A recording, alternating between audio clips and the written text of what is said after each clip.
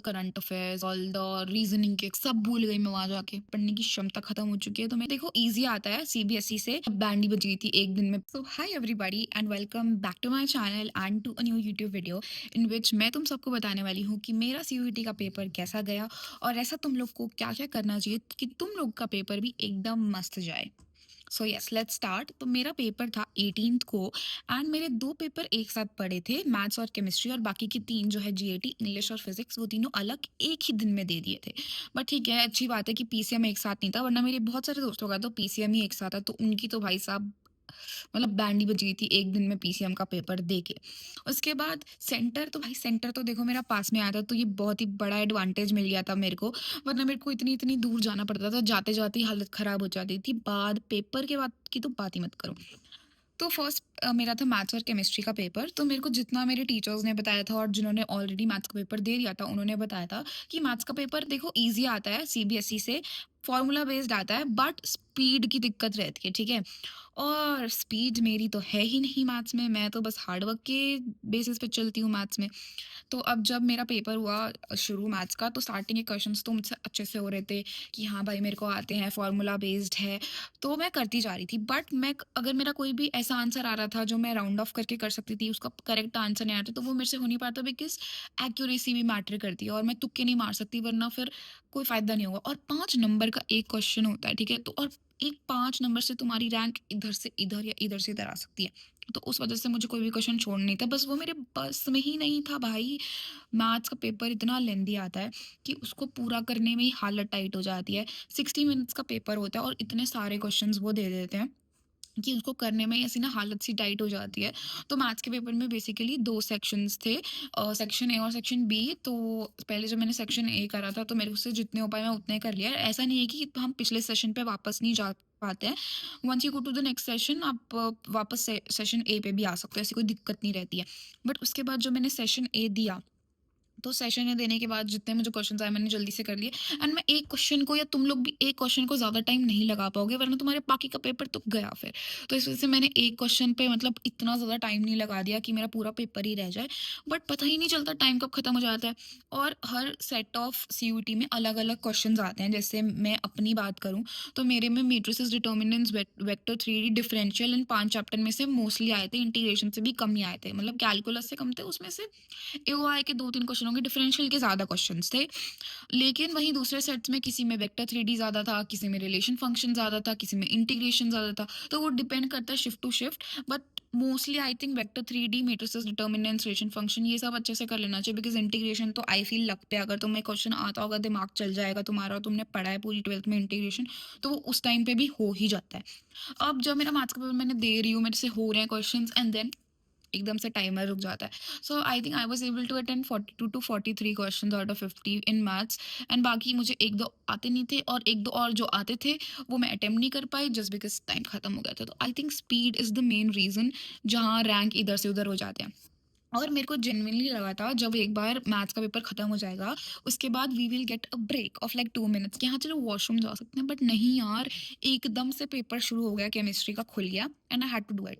तो केमिस्ट्री में मेरा लक अच्छा निकला कि कुछ भी न्यूमेरिकल बेस्ड क्वेश्चंस नहीं आए थे, वरना न्यूमेरिकल बेस्ड क्वेश्चंस आते तो हालत टाइट हो जाती, बिकॉज न्यूमेरिकल्स में ऑलरेडी मैंने 1 घंटा अभी बैठ के मैथ्स में मत्था खुपाई करी है अपनी, और ऊपर से अब केमिस्ट्री आ जाए तो और ज़्यादा। तो उस वज़ह से मैं थोड़ा टेंस थी। बट जैसे ही पेपर खुला, तो स्टार्टिंग के क्वेश्चंस तो काफ़ी थ्योरी वाले थे, तो I was very you know very impressed by NTA that time, CUET का पेपर, कि हाँ भाई चलो मेरे न्यूमेरिकल्स तो नहीं आए। तो जैसे ही मेरे न्यूमेरिकल्स नहीं आए तो मैं खुश हो गई, और फिर मैं जब थ्योरी करने लगी तो थ्योरी भी ईज़ी आई थी। तो सबसे अच्छा मेरा जो पेपर है वो केमिस्ट्री का ही गया है, ऐसा मैं कहती हूँ।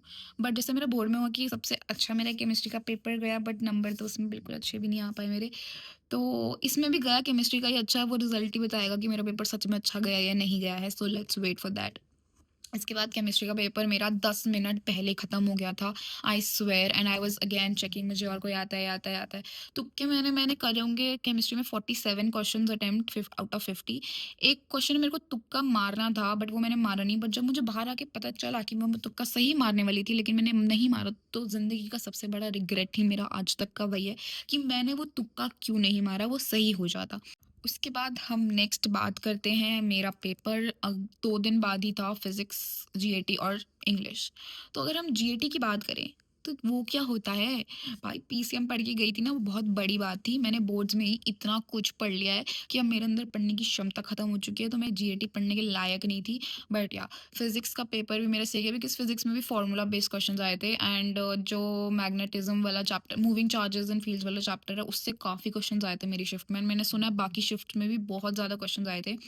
एंड अगर फिज़िक्स में फार्मूलाज़ एंड थ्योरी तो हो जाता है पेपर, ऐसा मुझे बताया गया। अब मेरे मेरे और मेरे को स्पीड की प्रॉब्लम फिज़िक्स में भी आई थी।